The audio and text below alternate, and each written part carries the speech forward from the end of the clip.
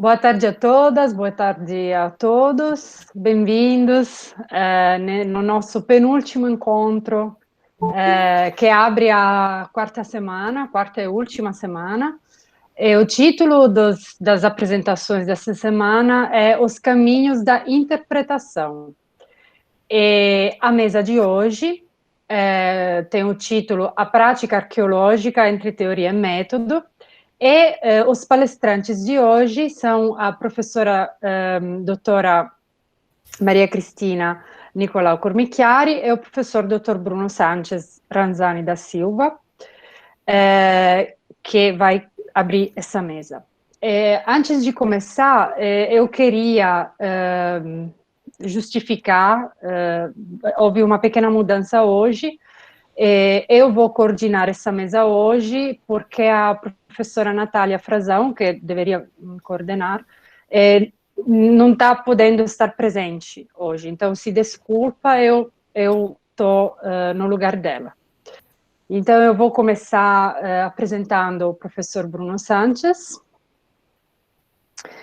Então, Bruno é formado em História pela Unicamp, mestre pelo Programa de Pós-Graduação em Antropologia, concentração em Arqueologia, da UFMG, pesquisando o tema do desenvolvimento da arqueologia pública e arqueologia subaquática no Brasil. Conseguiu doutorado em Arqueologia no Museu de Arqueologia e Etnologia da USP, atuou como pesquisador no Grupo de Estudos em Ambientes Aquáticos, UFS, e no Projeto de Arqueologia Antártica, UFMG. Trabalhou no Laboratório de Arqueologia do NEE Unicamp, eu não sei se está certo, NEE, N-E-E. O microfone. Desculpa, sim, está certo. Está certo, ok. Atual LAP, Unicamp, e possui experiência de campo no Brasil e estrangeiro, sítios históricos e pré-históricos. Sócio efetivo da Sociedade de Arqueologia Brasileira desde 2011 e atualmente é professor efetivo da DARC UFS. É interessado em arqueologia queer, arqueologia pública, turismo arqueológico, arqueologia histórica, teoria arqueológica, patrimônio arqueológico. E a apresentação de hoje do professor Bruno tem o título de A Narrativa das Coisas. Então, Bruno, agradeço muito por aceitar estar aqui com a gente hoje e fica à vontade, pode começar quando quiser. Certo.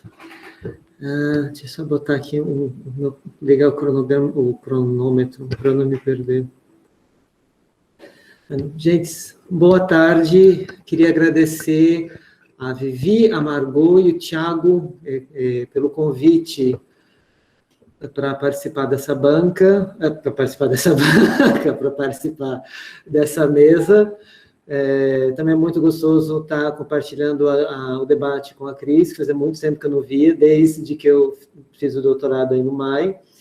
E pensando no tema da mesa e nessa dobradinha entre teoria e método, eu então pensei em falar sobre teoria, né, em arqueologia, mas a partir da narrativa das coisas. Então, quais são as estratégias que a gente usa em arqueologia para conseguir interpretar e construir narrativas a partir do nosso objeto, que é a cultura material. Eu vou compartilhar com vocês a minha tela. Muito bem, gente. Como a Vivi falou, sou professor do Departamento de Arqueologia da Universidade Federal de Sergipe e também do Programa de Pós-Graduação em Arqueologia daqui. Esse é meu e-mail para contato, fiquem à vontade. Pensando sobre a narrativa das coisas e tentando fazer uma trajetória que ligue história e arqueologia, né, queria começar com algumas analogias entre escrita e imagética, né? Aqui a imagem da carta do Pero Vaz de Caminha, foi retirada do Arquivo Nacional da Torre do Tombo, e para começar com o que é o objeto primário, né, a fonte de pesquisa da disciplina histórica, que é a documentação, a palavra escrita. E o nosso trabalho, enquanto historiadores e historiadoras, é tentar buscar entender as sociedades ao longo do tempo a partir da documentação escrita. E o caminho que a gente percorre isso, eu pelo menos gosto muito de abordar o tema a partir da ideia do signo, né? Então não se trata simplesmente não se trata simplesmente do documento enquanto algo escrito, mas o sentido que possuem as palavras, os signos que são colocados no papel. Enquanto que para a arqueologia, por exemplo, a ideia seria analisar o papel, ou entender como que, né, de um conceito um conceito mais materialista, né? Não que a gente não trabalhe com documentos, trabalhamos também. Mas eu queria partir da compreensão ou do elo que é o signo, né? Então, dentro da historiografia, a gente primeiro tenta entender o que está escrito, qual é o sentido atribuído às palavras, qual é o sentido de um determinado contexto histórico, de um momento, da vida de pessoas, a partir das palavras que são colocadas ou registradas em algum contexto. Palavras escritas, muitas vezes palavras ditas, né, quando possível. Mas também, na ausência de palavras ditas ou palavras escritas, a gente recorre a outras formas de signo.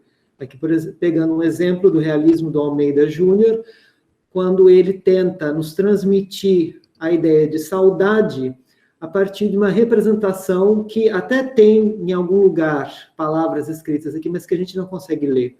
O que nós entendemos desse contexto, dessa mensagem, desse registro, está descrito em outras formas que nós reconhecemos pela lágrima que está escorrendo dos olhos, né, pelo olho apertado, olhando por uma carta, pelas cores mais sombrias que estão associadas à personagem, enquanto, né, que está tentando buscar alguma luz ou alguma tranquilidade com a janela aberta. Ou seja, ele tenta traduzir a sensação de saudade sem usar palavras, mas pela imagem.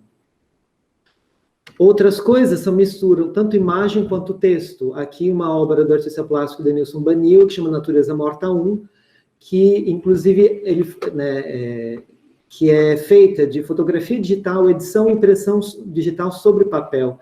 Então, é uma mistura de linguagem simbólica, né, porque isso só faz sentido dentro de um contexto tanto artístico, que tem, dentro da tradição da pintura ocidental, eu não entendo tanto de pintura, tá? Então vocês me perdoem se eu falar alguma besteira.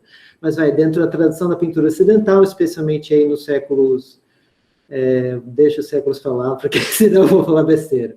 Mas a representação de natureza morta como, né, figuras de alimentos, coisas cotidianas que estão estáticas, né, representações estáticas. E aqui ele faz um trocadilho semântico com a expansão do agronegócio e de mineração e devastação da floresta dentro do Brasil, né, no território brasileiro.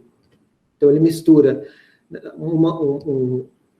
ele constrói signos que não apelam tanto ao emotivo, ou dependem muito mais de um contexto, talvez, do que a obra de Almeida Júnior, se bem que, né, saudade, como trabalhar saudade também carece de um referencial semântico, mas aqui a compreensão desse contexto imagético, de tudo isso que é colocado aqui, não faz sentido fora do que nós estamos vivendo na última década, ou pelo menos aí nos últimos 500 anos, vamos pensar assim.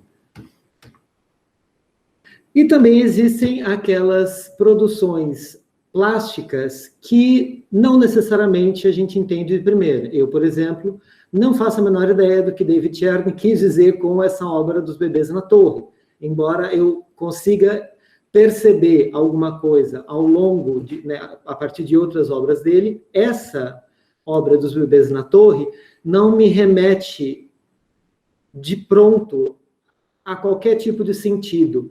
E está tudo bem, porque uma das coisas que a gente aprende sobre artes plásticas é que não precisa ou não adianta querer ficar tão preso ao sentido necessário, proposto, intencionado pelo autor ou pelo artista, desde que ele te permita, desde que essa obra de arte te permita questionar, seja lá o que você estiver, né? Então, ao olhar um bebê numa torre e saber que torres não são lugares em que bebês andam que nem Homem-Aranha, já me provoca alguma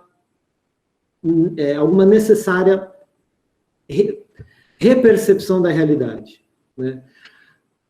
Onde eu quero chegar com tudo isso? De algo que é basicamente com um objetivo claro, ou que é o reconhecimento dos sentidos, até uma obra plástica como essa, que simplesmente me coloca em dúvida como que a realidade funciona, que muitas vezes a gente se depara em arqueologia.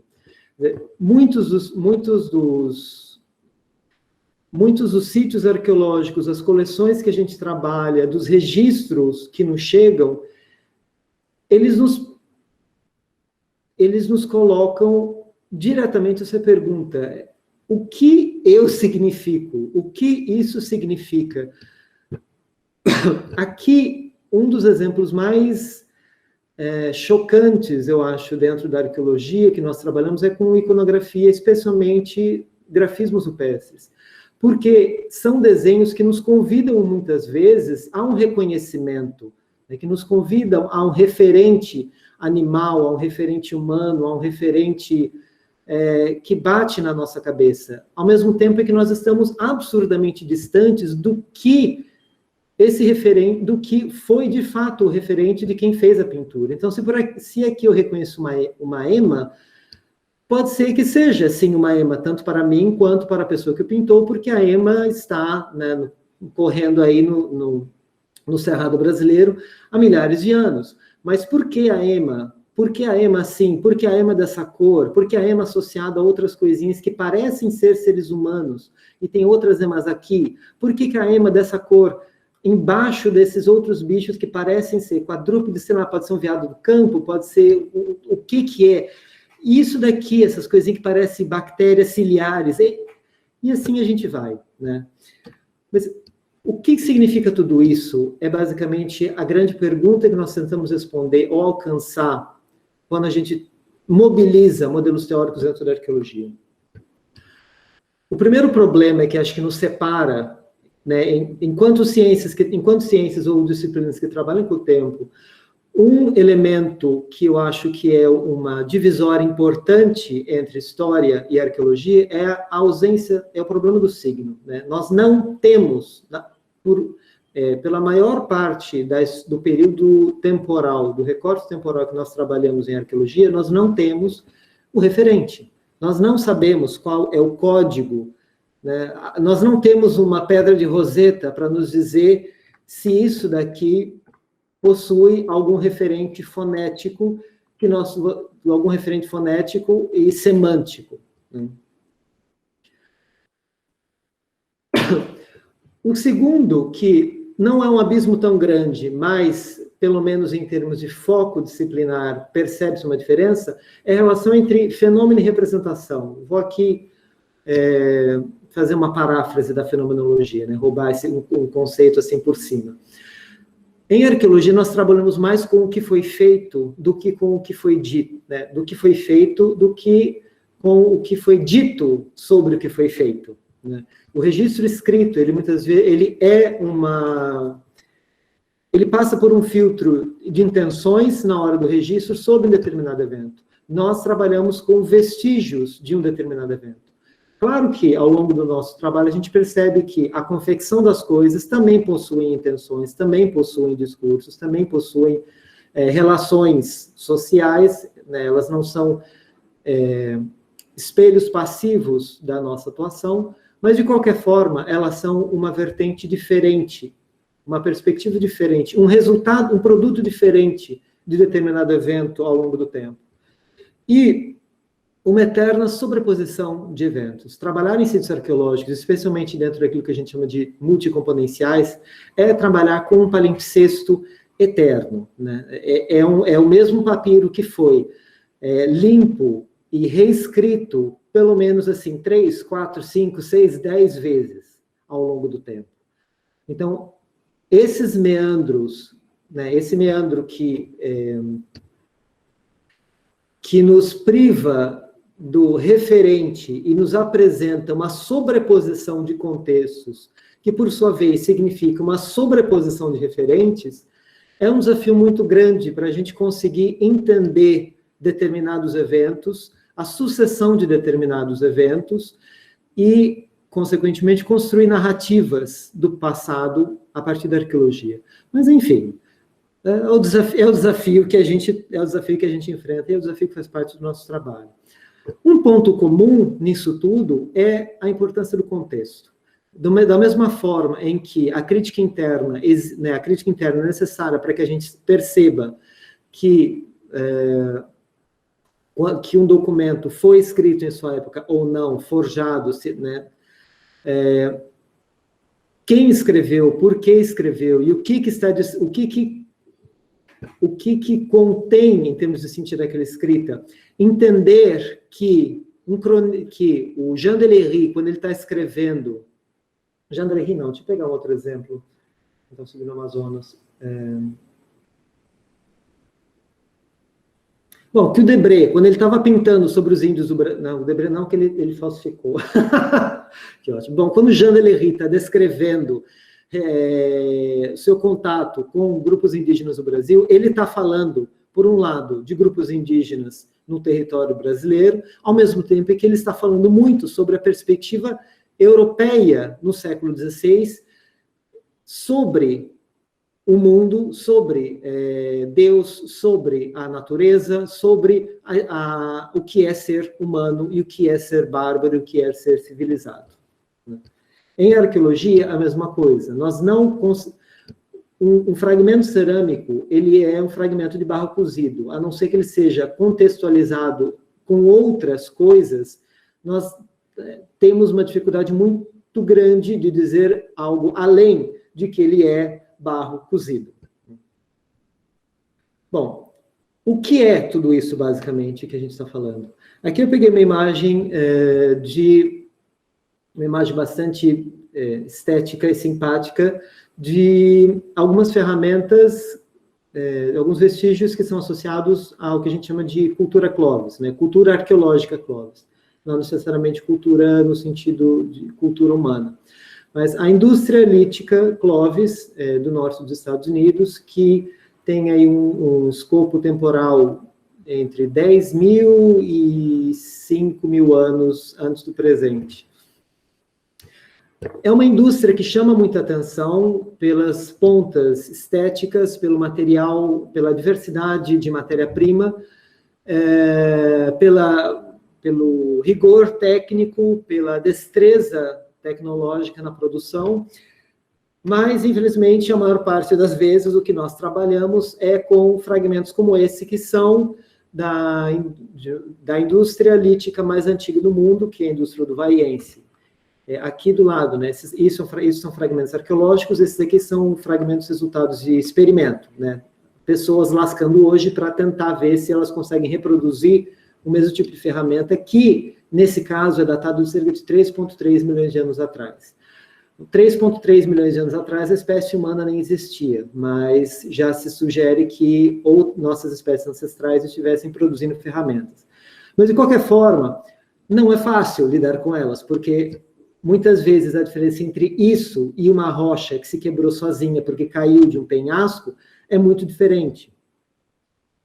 E também, muitas vezes, nós não lidamos com sequências estratigráficas, né, muito claras. Às vezes, a gente tem que tirar uma foto e fazer desenhos como esse para mostrar, né, para tentar mostrar as diferenças que nós vemos in situ depois de um olho muito bem treinado.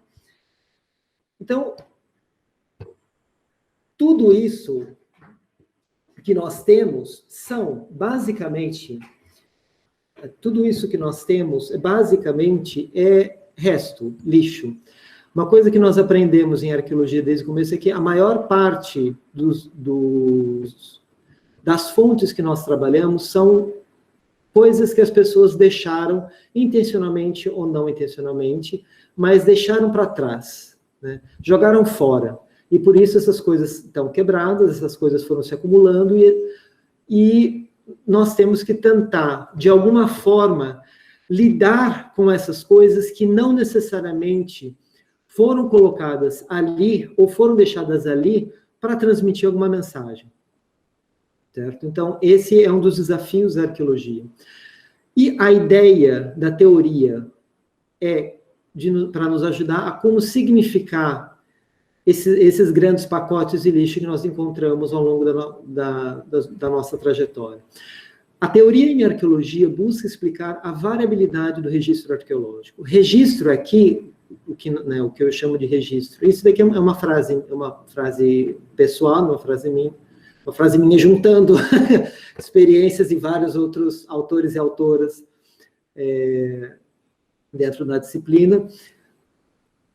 Registro arqueológico é uma forma da gente se referir tanto às lascas cloves, ou seja, as coisas que nós encontramos enterradas, quanto ao próprio enterramento, a sucessão de camadas, as próprias camadas, a análise do sedimento, a análise de restos de planta, enfim, tudo que nós encontramos e que nós também produzimos um registro a partir do vestígio material. Então, não só as coleções de cerâmica, as coleções de urnas Marajoara são vestígio arqueológico, mas o contexto onde elas foram escavadas, todas a sobreposição das camadas de um sambaqui são registro arqueológico.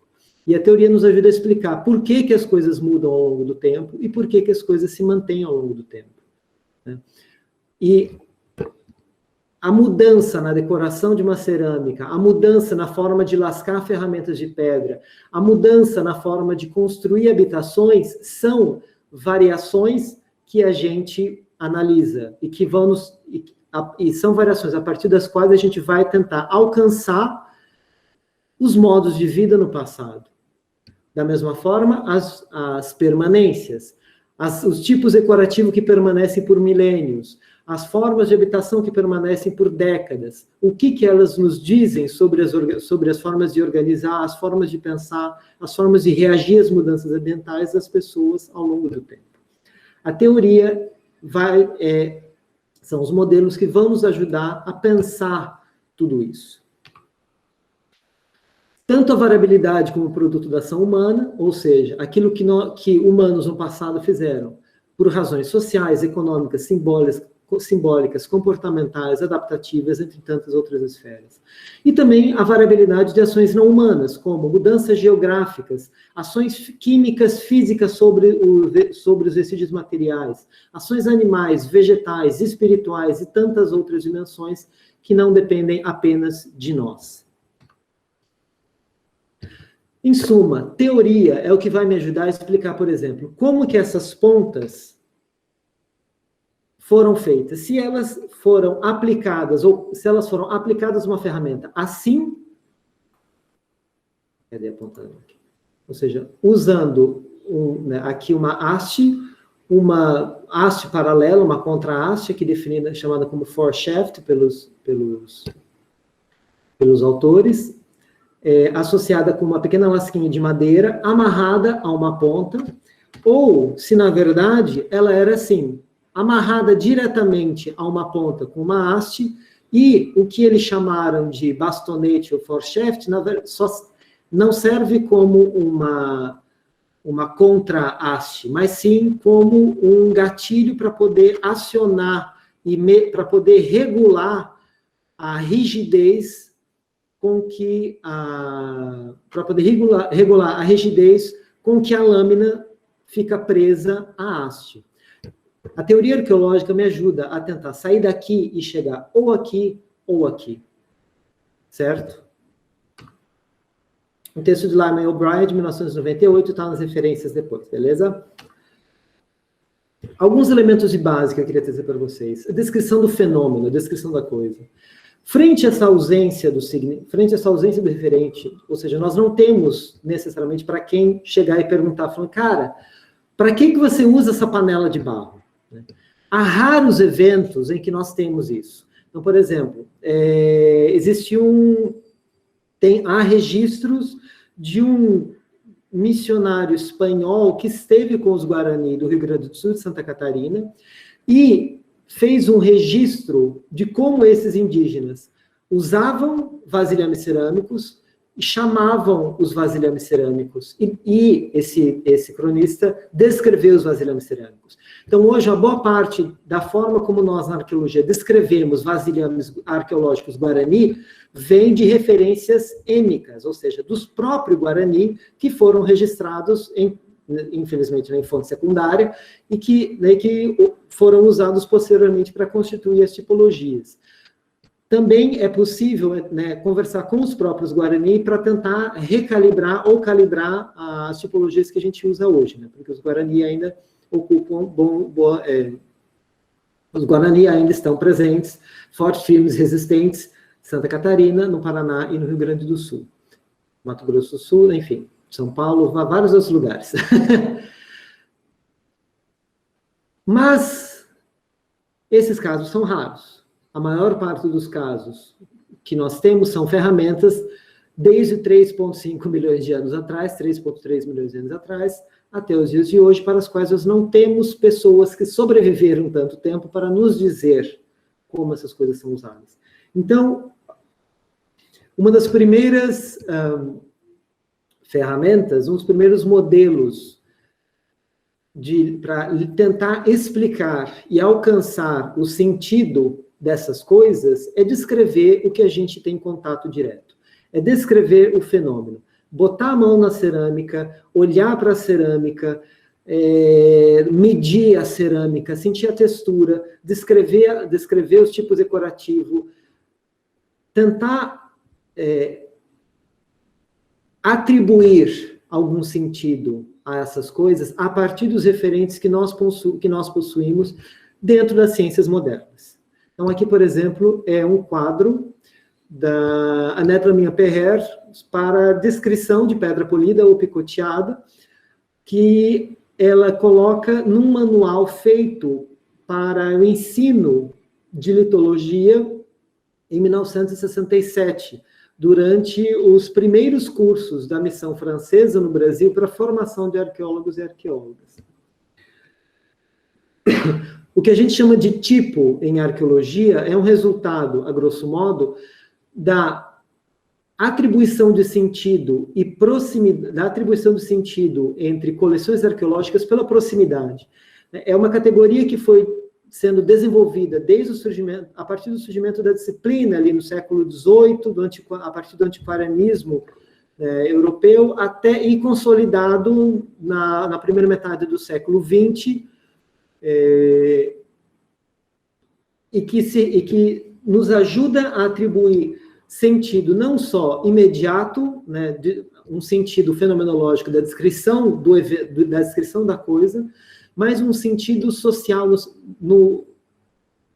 a partir da relação que a gente estabelece entre diferentes artefatos. Então, se a descrição formal nos ajuda a entender a coisa por si só, a tipologia, ela nos ajuda a entender a coisa em relação a outras coisas. Ela nos ajuda a pensar, a começar a pensar as coisas como em relações sociais entre si. Então, aqui, por exemplo, é um pequeno litograma, uma litografia feita por Myers, que mostra um sepultamento, faz uma representação do sepultamento da Era de Bronze celta, em algum lugar na Europa, na Alemanha, vamos assim dizer, em que você tem uma montagem uma montagem do sepultamento, né, a preparação do enterramento de uma pessoa, que conjuga uma série de elementos que dizem algo sobre essa pessoa e que, posteriormente, arqueólogos e arqueólogas vão encontrar e vão, no mínimo, ter uma noção de que essas coisas, em algum momento, fizeram sentido juntas. E, a partir daí, nós conseguimos entender um contexto em que essas coisas fizeram algum sentido e tentar criar analogias a outros contextos similares ou diferentes. Além da tipologia, ou seja, da relação social entre as coisas e a descrição formal dessas coisas, um elemento bastante importante, um conceito central para a disciplina de arqueologia é a tecnologia, cuja definição me parece fundante nos escritos do André Lerroy-Gourhan, quando ele inaugura o conceito de cadeia operatória. Uma das contribuições originais de Lerroy-Gourhan foi o conceito de cadeia operatória, que constitui a base da abordagem à tecnologia proposta nesse livro. No estudo de conjuntos líticos, a cadeia operatória se refere a todos os processos sucessivos da procura da matéria-prima ao seu descarte, passando por todos os estágios de manufatura e uso de seus diferentes componentes. Então, a gente não está interessado só em pegar um celular, descrever o celular e perceber se o celular está relacionado com outros aparelhos eletrônicos ou com outras coisas num contexto de lixão, mas também de entender o celular por todo o seu processo produtivo, desde a escolha da matéria-prima até o descarte, passando pelas relações de trabalho, passando pelas relações econômicas, passando pelas relações simbólicas que envolvem a produção do celular. Então, para a arqueologia, tecnologia não é simplesmente mecanização ou computador, né? Eu usei aqui o celular, mas só como exemplo de coisa. Tecnologia é o processo produtivo da coisa. Aqui, uma imagem também do próprio Leroy Gourand, mas em outro livro, descrevendo a cadeia operatória da produção dos choppers, de ferramentas duvaienses, como aquela que eu mostrei logo no começo. Você pega um suporte, usa um martelo percutor, dá uma porrada, tira uma lasca.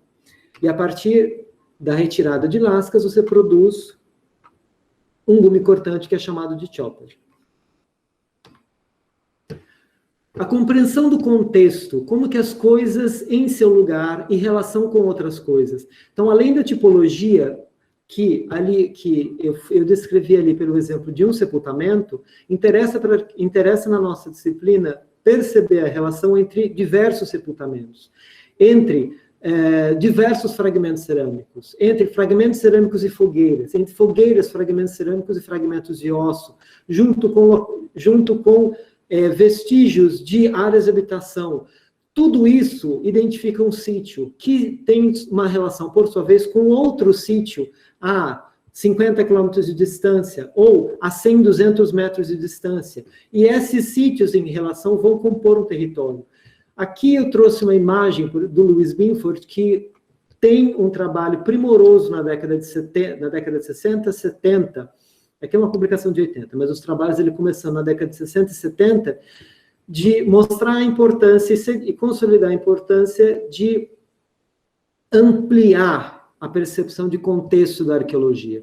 Então, não só é importante entender a sucessão histórica dos conjuntos e dos tipos ao longo das camadas arqueológicas verticalmente, né? Ao longo daquelas escavações que a gente tem que fazer desenhinhos para que as pessoas consigam entender onde que a gente está vendo a sucessão temporal.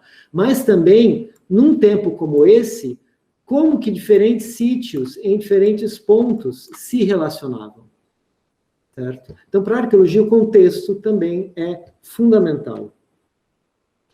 E abstrações e analogias, especialmente a partir do desenvolvimento, também na década de 60 e 70, da etnografia, que é um método, né, um método e um modelo vindo da antropologia, dentro da arqueologia. Ela nos permite fazer analogias sobre o uso do espaço, sobre a relação de populações atuais com o meio ambiente, como essas relações podem ser extrapoladas e, dentro de que limites, para populações que vivem no passado. Como que populações do presente significam decorações polícromas, e se esses significados que o Shipibo Conibo do Alto Madeira hoje do Alto Rio Negro hoje atribuem a cerâmica policrômica, pode nos ajudar, nos dar alguma luz sobre o sentido que a população marajoara, há 1000 anos da era, né, há mais ou menos 500 anos atrás, peraí que tem que fazer conta, não, mais ou menos 1000 anos atrás, nem tão longe assim, como que as populações marajoaras há 1000 anos atrás entendiam ou significavam a decoração, a grafia aplicada nas cerâmicas. Para fazer uma citação aqui de Denise Chan, nesse trabalho, utilizamos as estatuetas antropomorfas, em formas de seres humanos, da cultura marajoara, como um estudo de caso, ao mesmo tempo em que discutimos diferentes perspectivas sobre o significado da representação do corpo feminino em culturas pré-históricas. Propomos que as estatuetas devem ser entendidas como objetos simbólicos relacionados a discursos contextuais sobre identidade social e gênero. E aqui nós temos o auxílio Vamos beber em fontes como o estruturalismo de Lévi-Strauss, o estruturalismo de Saussure, né, o estruturalismo linguístico, para tentar construir pontes entre sentidos humanos ao longo do tempo, para pensar uma história indígena de longa duração, por exemplo. Mas também abstração, no sentido não de uma viagem plena e total só a partir da minha cabeça, mas uma tentativa de produzir hipóteses e construir narrativas que nos ajudem a conectar os pontos que nós encontramos no registro arqueológico. Como que a gente explica a manutenção das mesmas figuras, dos mesmos modelos decorativos nas paredes das casas de Çatalhöyük, na Anatólia, por mais de 1 milênio? Como que a gente explica isso? Bom, aí a gente tem que tentar formular hipóteses dentro de uma esfera de sentido humana, dentro de uma esfera de sentido da Anatólia, dentro de uma esfera de sentido da Anatólia, há 9.000 anos atrás, onde o clima era um pouco diferente, onde a disponibilidade de matéria-prima era um pouco diferente, talvez as noções de conforto fossem diferentes. E assim a gente vai tentando abstrair da nossa realidade cotidiana, do tempo presente, para tentar alcançar o tempo passado. Talvez o que eu chamo aqui de abstração tenha mais a ver com um exercício para romper as barreiras do anacronismo, né? Ao ponto que nós chegamos a coisas como essa, que é uma captura de tela do jogo Sambaquis, uma história antes do Brasil, desenvolvida em 2009 em parceria entre o Arise, da USP, do MAI-USP, e o Grupep, da Unisul, que é um jogo que está disponível para download, gratuito, na página deles, e conta a história de Sambaquis, na região de Santa Catarina, há muitos anos atrás. Os sambaquis são sítios arqueológicos que pipocaram a costa brasileira entre o mais antigo é 10.000 anos atrás, até mais ou menos 1.000 anos atrás. Certo? São sítios arqueológicos monumentais, alguns deles chegam hoje a 30 metros de altura, muito provavelmente chegariam a 60 metros de altura, só que foram cortados ao longo do tempo. Muitos deles foram destruídos na costa pelo avanço da urbanização, muitos foram destruídos por obtenção de cal, porque os sambaquis são montículos de conchas e restos de peixe, restos de mamíferos, de fauna, especialmente fauna estuarina. E o jogo retrata um indígena sambaquieiro que, num momento de celebração, né, celebração, talvez não fosse a palavra, mas na preparação do rito de sepultamento da anciã da aldeia que tinha vindo a falecer. Só que aí a gente volta ao ponto inicial do que eu estava dizendo, que é a ideia de representação. Então, a arqueologia, depois de todas essas etapas teóricas para conseguir entender o que se passa sobre o passado, produz, no fim das contas, uma representação. Assim como nós vemos os documentos enquanto representações de eventos passados, sim, no fim das contas, a gente chega até isso. A produção de conhecimento sobre o passado se apresenta, ao final, como uma representação sobre o passado, como uma narrativa sobre ele. Literalmente, a gente não tem muita escapatória, porque quando a gente reduz, né, ou traduz todas as etapas do nosso trabalho e os resultados da nossa pesquisa num artigo publicado num periódico escrito, ou numa apresentação oral dentro de um evento, nós estamos vocalizando o conhecimento produzido, nós estamos construindo uma narrativa sobre ele, nós estamos ligando os pontos de uma forma racional, né, seguindo parâmetros de razoabilidade e racionalidade, como eu acabei de mostrar, mas estamos construindo uma narrativa sobre ele. Aqui um trecho que eu gosto muito do Gerson Banil, numa palestra que ele deu em abertura à reunião da Associação Brasileira de Antropologia. Os conhecimentos, os valores e as técnicas estão sempre relacionados a uma experiência histórica e cosmológica das civilizações. Meu compromisso aqui é buscar expressar um olhar sobre a antropologia a partir das minhas referências cosmológicas Banila.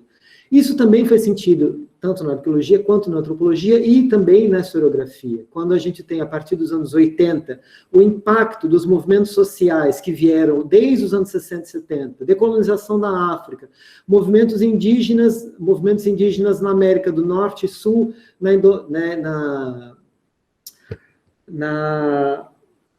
no Sudeste Asiático, nos movimentos de independência e de decolonização, nos movimentos pela liberdade sexual das minorias, né, e da população LGBT, segunda onda dos movimentos feministas.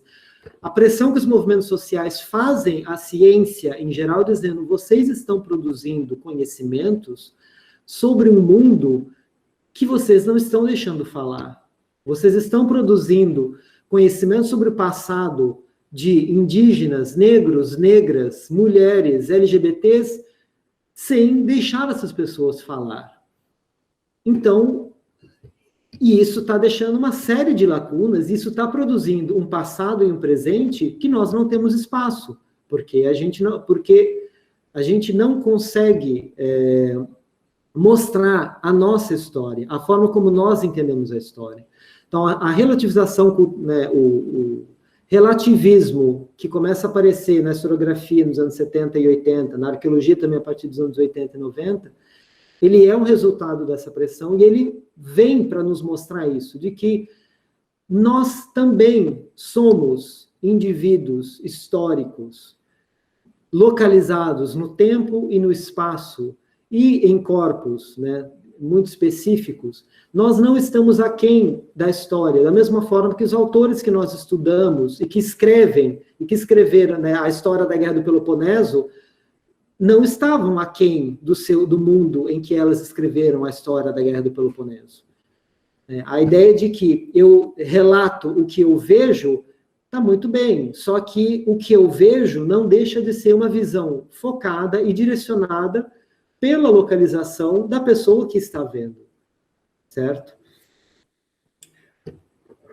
Entre Rank e Foucault, eu gosto muito de lembrar que nesse processo, o que parece ser conflitivo e problemático, porque a gente sente que perde o referencial e o poder de atuação do conhecimento, na verdade, é uma saída fundamental para uma forma de produção de conhecimento sobre o passado, uma forma de produção de narrativas e construção de histórias que eram muito homogêneas. E aí eu gosto de uma palestra linda e maravilhosa, de uma escritora linda e maravilhosa, que é a Chimamanda Adichie. A palestra foi do TED, né, a palestra no TED, que acho que foi em 2015 e 2016, que chama O Perigo de uma História Única. Eu me tornei leitora cedo, e o que eu lia eram livros infantis britânicos e americanos. Também me tornei escritora cedo. Quando comecei a escrever, lá pelos 7 anos de idade, textos escritos a lápis com ilustrações feitas com giz e cera, e que minha pobre mãe era obrigada a ler, escrevi exatamente o tipo de história que lia. Todos os meus personagens eram brancos e olhos azuis, brincavam na neve, comiam maçãs e falavam muito sobre o tempo e sobre como era bom o sol ter saído. Escrevia sobre isso, apesar de eu morar na Nigéria. Eu nunca tinha saído do meu país. Lá não tinha neve, comíamos mangas e nunca falávamos no tempo, porque não havia necessidade. Então, ao invés de um ciclo vicioso, pensar na ideia de para mim, esse processo é mais a ver como um ciclo virtuoso, onde a gente consegue estabelecer, pensar, ver a importância do lugar de fala, de conhecimento localizado e que nos imbua de responsabilidade das narrativas que a gente produz. A questão da ciência para o feminismo diz respeito à objetividade como racionalidade posicionada do sujeito. Um ponto nevrálgico da crítica feminista na ciência é a responsabilização, que deve ser intrínseca ao processo de produção do conhecimento. Isso implica em constante atenção à autocrítica para os efeitos possíveis nos principais eixos contemporâneos de diferenciação e subordinação do conhecimento que estamos contribuindo a gerar e ou manter. Então, eu gosto quando os feminismos falam, por exemplo, dessa relação de que não se trata de destruir a produção e o conhecimento da pesquisa, o conhecimento científico, mas sim de produzir um conhecimento ou com objetividade, mas um conhecimento com responsabilidade e consciência crítica das limitações e alcances das narrativas produzidas.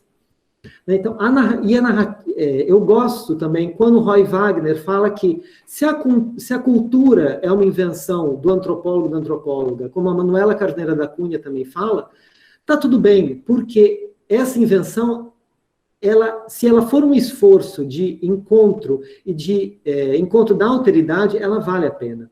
Então, de fato, poderíamos dizer que um antropólogo inventa a cultura, que ele acredita estar estudando, que a relação por consistir em seus próprios atos e experiências é mais real do que as coisas que ela relaciona. No entanto, essa explicação somente se justifica se compreendemos que a invenção como um processo que ocorre de forma objetiva por meio de observação e aprendizado, e não como uma espécie de livre fantasia. Ao experienciar uma nova cultura, o pesquisador identifica novas potencialidades e possibilidades de se viver a vida e pode efetivamente passar ele próprio por uma mudança de personalidade. Assim, quando a gente fala de uma ciência humana aplicada, eu digo que o objetivo da arqueologia é compreender sociedades humanas ao longo do tempo a partir de vestígios materiais. E essa ciência não se faz fora do... As suas respostas vocalizam vontades e intenções sobre a vida. E, finalmente, pensando em termos de ciências sociais aplicadas, trata-se de propor um mundo com mais histórias, daquelas e daqueles que foram privados ou privadas do direito à narrativa. Isso, gente, quase que eu já falo demais, e essas são as referências que eu mencionei até agora. Muito obrigado e fico aberto a perguntas.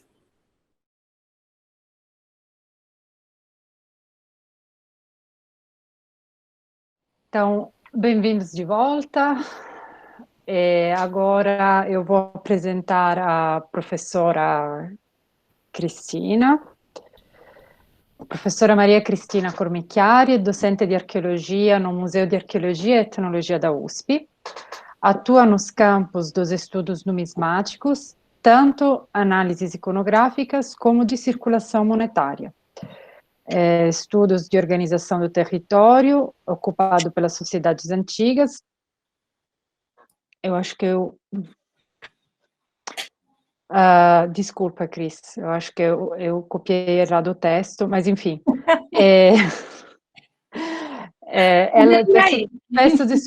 Peço desculpa. Então, se ocupa do estudo da organização do territórios ocupados pelas sociedades antigas, estuda paisagem, o ambiente construído, análise de contato cultural. Sua especialidade está concentrada nos chamados povos fenícios púnicos e berberes. Em especial os númidas. É um resumo bem resumido, porque a professora Cristina também tem muitas publicações, atua em muitíssimos campos, além de ser uma das coordenadoras do Laboratório de Estudos sobre a Cidade Antiga, o LABECA, da USP, que ultimamente, inclusive, está promovendo muitíssimos projetos novos e super interessantes. Eu vou falar aqui, Cris, porque eu gostei muito, acabou de sair o podcast, que se chama Stratcast, que é uma ideia do colega Guilherme Diogo Rodrigues, e é coordenado também, o projeto coordenado pela professora Cristina e pelo professor Wagner Porto. Mais informações vocês encontram na página do Labarque, do Facebook, do Labarque e do Instagram.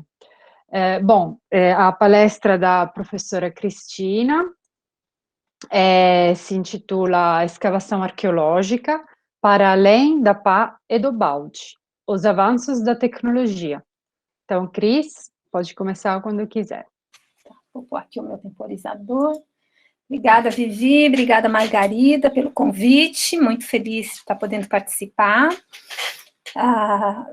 desse primeiro grande evento, né, do novo laboratório de arqueologia. Então, é assim, né, então eu vou explicar um pouco. Então, a Viviana me pediu para falar um pouco sobre a escavação arqueológica, um pouco onde a gente está caminhando na arqueologia e tal, né, e eu fui assistindo, não consegui assistir todas, em razão de compromissos e tal, mas eu acho que eu assisti quase todas as outras palestras, e aí eu achei que realmente caberia bem, até como o Bruno mesmo fez, fazer uma retomada, voltar ao básico do que é arqueologia. Entendo, né, que a imensa maioria aqui são alunos de humanas, de outras graduações, vou parar de falar porque eu estou perdendo meu tempo, mas a ideia é essa, é voltar para o básico, que é arqueologia, trabalhar um pouco as questões de escavação, retomar até algumas coisas que o Bruno falou, se bem que o Bruno foi para uma outra linha, então bem legal, que eu acho que vai ajudar a complementar, espero que ajude a complementar, né, que não fique repetitivo, e no final mostrar alguns caminhos, mas que justamente os avanços na ciência têm proporcionado também avanços na arqueologia. E aí eu vou falar até de uma área que não é a minha, né, como a Viviana já falou, sou numismata de formação, trabalho com arqueologia do espaço, vou falar de bioarqueologia, porque é um campo que tem se desenvolvido muito a partir dos anos 70, no século XX, e extremamente promissor, né, porque justamente está nos ajudando a achar as pessoas nos artefatos. Mas a gente vai ver, vamos lá. Agora eu preciso primeiro dar certo aqui o meu compartilhamento. E se der tempo, eu vou mostrar umas imagens bonitinhas de escavação. Vamos ver agora, só que espero eu que eu consiga. Me digam se vocês estão vendo a tela inteira. Eu estou vendo. Sim. Só o slaidão azul, arqueologia, né? Isso. Tá ótimo, então vamos lá. Bom, começar básico do básico. Então, a arqueologia, ela lida com a totalidade material transformada e consumida pela sociedade que a gente quer estudar. Que realidade, que totalidade material é essa? Estruturas, artefatos, biofatos e ecofatos. Qual é o objetivo? O Bruno acabou de falar. Compreender as sociedades humanas, seus sistemas socioculturais, suas estruturas, seu funcionamento e suas transformações. Faço aqui a ressalva da importante questão levantada, né? Que é a questão que está presente em todas as ciências humanas, né? Não é um problema da arqueologia. É a questão da construção do discurso, né? Porque a construção do discurso, ela está sempre realmente também muito pautada no contexto do próprio pesquisador, as perguntas que ele faz são perguntas relativas ao seu mundo, no fundo, também, né? E são sempre interpretações, né? Então, quem é de história, né, lê muito sobre essas questões, a verdade na história, que é a história, enfim, objetividade na história e tal e tal. Ou seja, são problemas que permeiam mesmo as ciências humanas. E para isso, para tentar compreender essas sociedades humanas, a arqueologia, então, ela vai trabalhar com o imaterial, as relações sociais, as relações econômicas, religiosas, culturais, a partir de objetos concretos, que é o material, e também das transformações provocadas pelo homem na paisagem, pelos seres humanos na paisagem. Então, diferentes organizações sociais, com potenciais produtivos definidos, apropriam-se de maneira diversa dos fenômenos naturais. Então, um exemplo é as águas do Eufrates, na Mesopotâmia. A gente vai ter, em termos de registro arqueológico, pastores nômades usando pontos da água para rebanhos. Os agricultores sumérios e acádios dos milênios do 4º e do 3º milênio antes de Cristo vão, por outro lado, nos deixar, em termos de vestígio arqueológico, um sistema de irrigação extremamente complexo. E na Síria contemporânea temos a construção de uma grande hidrelétrica no leito médio do rio e um desenvolvimento da indústria nacional. Uma outra questão importante da arqueologia é que ela estuda a sincronia do funcionamento das sociedades. Na contemporaneidade, busca semelhanças e diferenças e explicação para essas semelhanças e diferenças. E estuda a diacronia, né, as relações causais na sucessão do tempo para as mudanças e permanências. Ela se utiliza de métodos próprios, estudando a cultura material e aspira objetivos históricos e socioantropológicos. Busca, a um só tempo, as relações causais na sucessão do tempo e a identificação de princípios sincrônicos de funcionamento das sociedades humanas. O que ela pretende, então, responder? Então, por exemplo, se a gente vai, como se organizava aquela sociedade? Esse é o campo do imaterial. Como era o meio ambiente antigo? É o campo do material. Que tipo de alimentação aquele povo tinha? Campo do material. Que tipo de instrumentos fabricava? Campo do material. Quais eram seus contatos e trocas? É tanto material como imaterial. Quais eram suas crenças? É o imaterial. Ai, mudei aqui. Não, estão vendo, né? Porque as sociedades mudam? Campo do imaterial. E assim vai, né? Quais são os métodos de pesquisa? Então, a gente tem escavação, que é a tradicional, que é a que todo mundo conhece, mas que é cara, demorada, destrutiva, por outro lado, detalhista ao extremo, né? Por que eu falo destrutiva? Você escavou, você fez lá o buraco na terra, retirou os objetos, abriu, mostrou um muro, uma estrada, uma necrópole, acabou, destruiu, né? Aquele registro já foi absolutamente modificado pela sua ação. Por isso que a técnica de escavação é tão importante. Então, a escavação ela vai lidar, maiormente, com sítios individuais, e a totalidade, ou seja, o território ao redor daquele sítio, não costuma ser muito estudado, muito apreendido. A gente tem escavação de depósitos que geram estratos, ocupações sucessivas, e, eventualmente, temos escavação de assentamentos desativados e não reocupados, sepulturas, cidades abandonadas, como, por exemplo, uma Pompeia da vida. Para além da escavação, existem vários outros métodos. E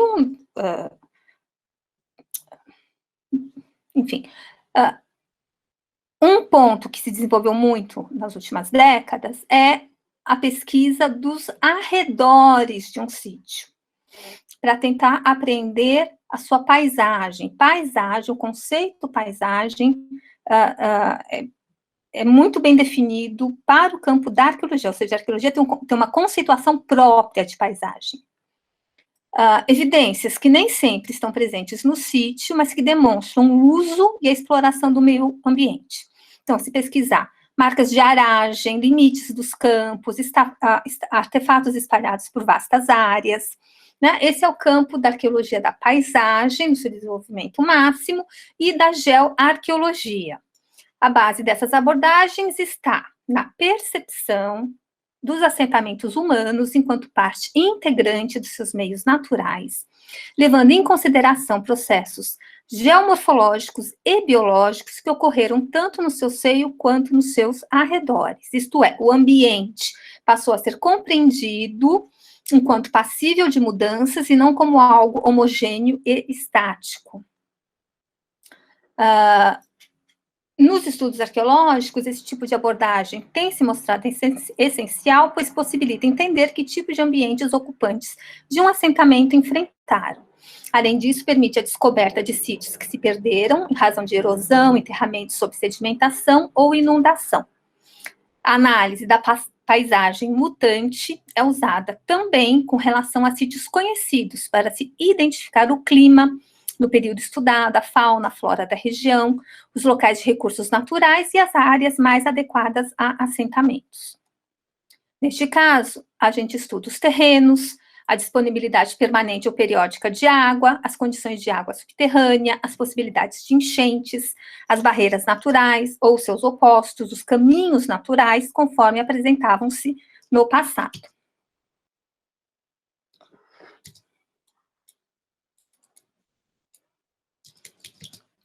Bom, nesse caso, estuda-se os terrenos. Já foi. Muitas vezes encontramos, entre o passado e o presente, grandes modificações nessas localidades, naturais ou provocadas pelo homem. Sendo que o último ponto nos leva a uma outra questão muito importante. Quais foram os propósitos dessas mudanças?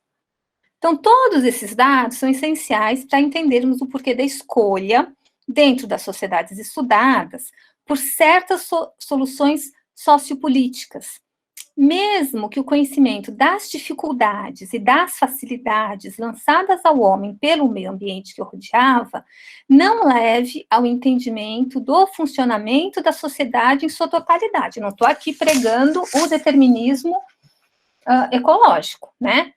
Porque outros fatores ligados a mecanismos de construção social internos são tão e até mais relevantes quanto mais complexa for a estrutura estudada.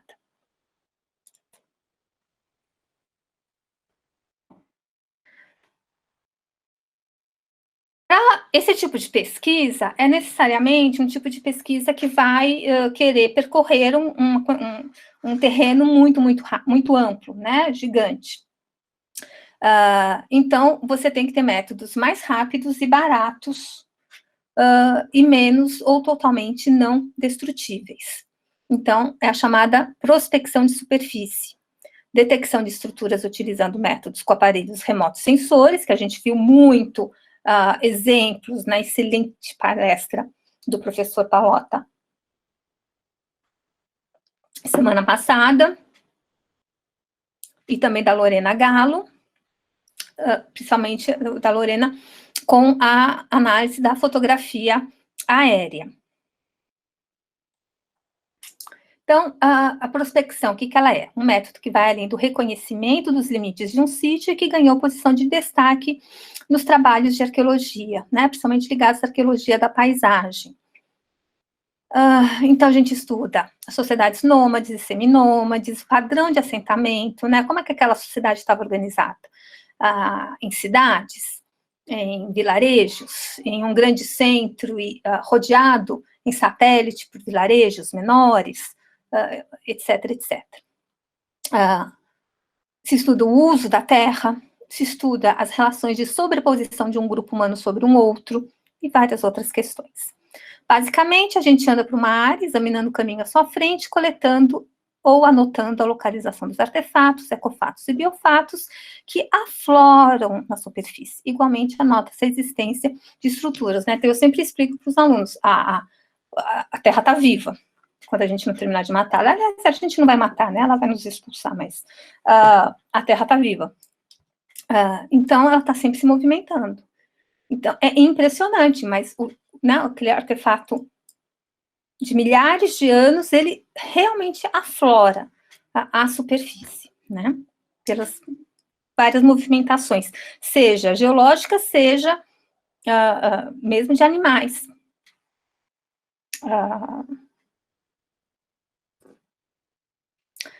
Por ar, a gente faz as fotografias aéreas, né, que a Lorena bem explicou, seleciona, delineia uma área de prospecção, interpreta, registra, descobre sítios, monitora mudanças em um sítio. Aquilo que a Lorena já explicou, eu vou passar bem rápido aqui, né? Plantações crescem de maneira diversa de acordo com o que está por baixo. Poços fazem elas crescerem mais e muros crescerem menos. Então, na fotografia aérea, essa diferença de altura é visível. E aí está relacionado também à época do ano, né, a luz, tem várias questões técnicas que têm que ser levadas em consideração. Gente, eu estou agoniada porque o meu outro computador que eu fiz o temporizador pifou, mas tudo bem. Os primeiros registros foram em balões e pipas, no início do século XX. O primeiro grande livro de arqueologia a partir de fotografias aéreas é o do Crawford, Essex from the Air, de 1928, com mais de 300 fotografias. Outro nome muito importante no desenvolvimento, enfim, dessa técnica na arqueologia foi o padre Antoine Poidebard, que ele fez, então, para trazer um pouquinho dos fenícios, né, vestígios submersos revelados pela fotografia aérea, por exemplo, da cidade fenícia de Tiro, hoje no Líbano. Então, aqui algumas fotos de Essex from the Air, os anéis de Badbury, em Dorset, né, o primeiro assentamento é datado de 3000 a.C., os anéis são vestígios de um forte na colina da Idade do Ferro, depois em 43 uma legião romana toma esse forte, então geograficamente é um local estratégico, né, pois permite uma ampla visão ao redor. Aqui, a Avenida de Stonehenge, a mancha branca com círculo escuro, não sei se meu cursor está, né? Ao redor é um túmulo antigo, que foi primeiramente escavado pelo antiquário Sir Richard Coulthorne, no século XVIII. Aqui é o padre Antoine voando, né? Algumas das fotos de Tiro, dessa cidade fenícia, no Líbano, né? Então, aqui a vista aérea, oblíqua, que dá uma perspectiva de 35. Aqui uma vista vertical, permite você fazer mapas e planos do Porto Norte de Sidon, que é uma outra cidade tíria, também no Líbano, né? A gente percebe aqui as construções que reforçavam a linha natural dos recifes e que protegiam o Porto Antigo, uma foto de 34. Aqui um escafandrista, em 36, hoje o Bruno pode até, né, falar, ele é especialista em arqueologia subaquática, como caminhou, né? Os primeiros desciam com esses escafandros super pesados, não era nada fácil, né? Então, aqui a foto oblíqua dá a perspectiva, a foto vertical é boa para fazer mapas e planos. Depois temos, né, satélite, fotografias com radiação infravermelha, temos a termografia, prospecção térmica, tudo isso a gente viu com o professor Palota e com a palestra sobre o Camboja, né? Uso de sensores para detectar calor, com a termografia, depois que é uma técnica não fotográfica, né? Registra a temperatura do solo com um scanner, as zonas mais quentes aparecem brancas nas imagens, essas temperaturas variam de acordo com o que está por baixo, um poço, um muro, tudo isso a gente viu bem semana passada. Descoberto o sítio, segue o estabelecimento do seu tamanho, tipo e contorno, e aí você eventualmente vai fazer um mapa, né? Então, na arqueologia, a gente tem basicamente 2 tipos de mapa, um topográfico e um planimétrico. Então, o topográfico, ele representa as diferentes elevações e alturas por meio de linhas de contorno, isso é muito importante para a gente estudar a paisagem, estudar a urbanização, o urbanismo daquela localidade, relaciona as estruturas com a paisagem ao seu redor, e um mapa planimétrico, que desconsidera a topografia, apenas procura delinear as estruturas, facilitando a percepção da relação entre os prédios, entre as ruas, entre as portas, saídas, enfim, né? Então, aqui a topografia de Roma, né, os vários... Aqui eu peguei essa imagem para a gente ter bem a questão das linhas de níveis, os vários morros de Roma, né, onde está o fórum, os vários fora, né, etc. Aqui, não sei se dá para ver bem, está no roxinho, mas é uma topografia do santuário grego dedicado às deusas Deméter e Core, na Ática, né, na Grécia. Então, a gente vê aqui as linhas de nível, né, para ter noção que é um morro que vai subindo, e o posicionamento das várias edificações relacionadas a esse imenso, importantíssimo santuário. Aqui já é uma planta planimétrica da praça central da cidade siciliota de Megara Ibleia, né? Então, a gente está mais preocupado que em entender quais eram as entradas para essa praça, que edifícios estão ao redor, as ruas, o tamanho das ruas, dos quarteirões, né?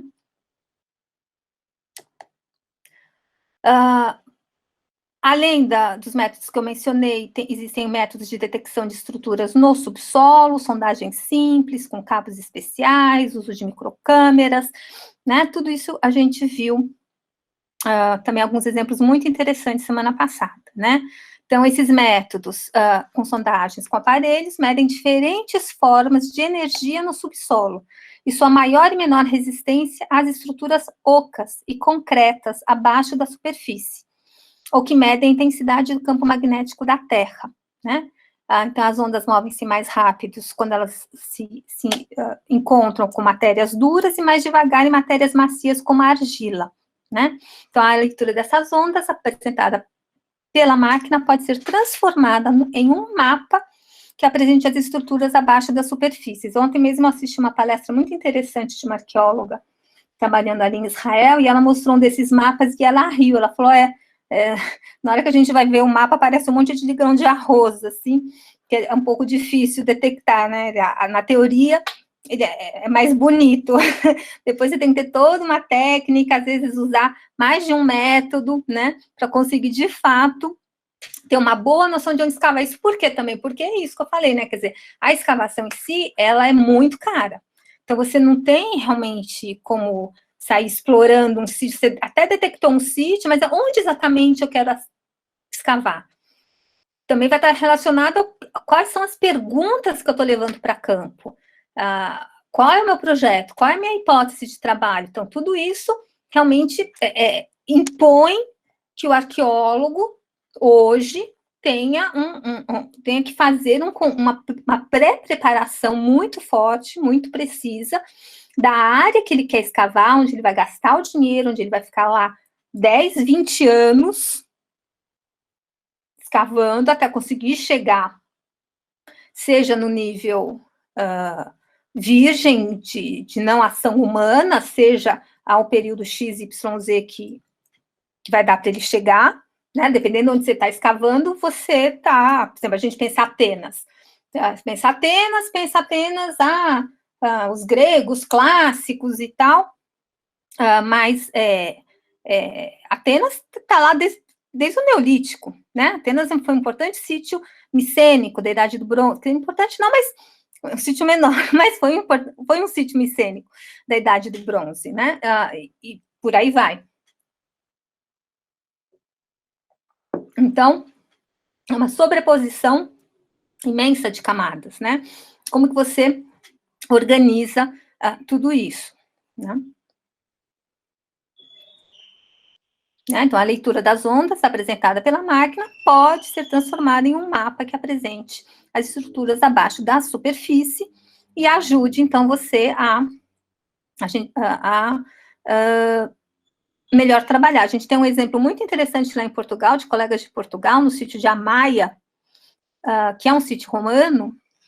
Então, eles conseguiram fazer um mapa desses muito bem feito, e aí foram oferecendo para diferentes escolas de arqueologia, institutos de pesquisa de arqueologia, aqui é como se tivesse um raio-x de uma cidade romana sob a terra, e aí as pessoas meio que escolhiam de acordo, foram escolhendo, enfim, é um sítio que ainda está sendo escavado por equipes internacionais, nacionais e internacionais, em Portugal, como eu falei,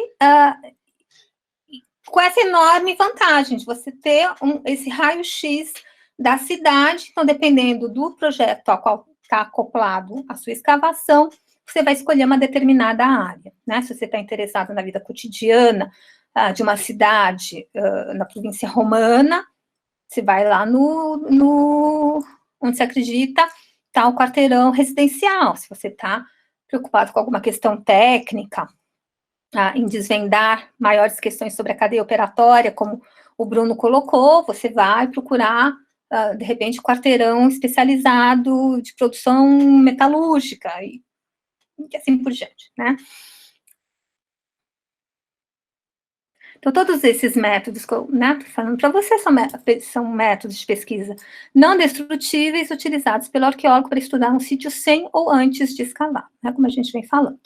Já a escavação propriamente dita, para falar algumas poucas palavras sobre ela, ela é utilizada para se conhecer a respeito de atividades humanas em um determinado período, horizontalmente, e para conhecer mudanças nessas atividades de período para período, verticalmente. Então, lembrando, né, vertical, diacronia, horizontal, sincronia.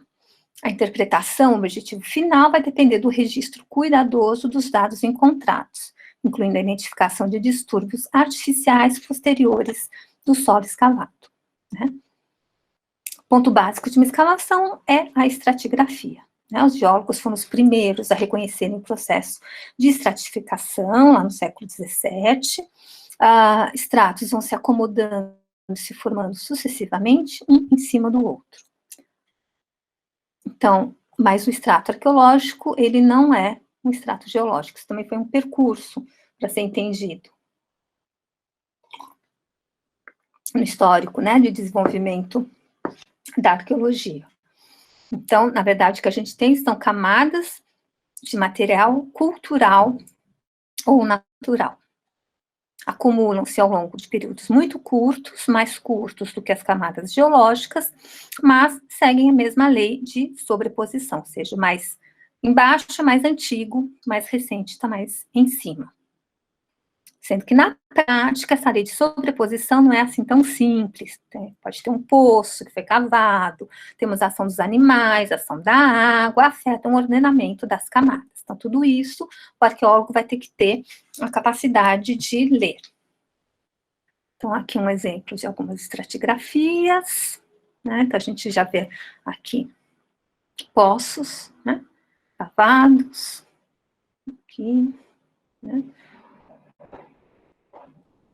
Aqui uma outra mais complicadinha.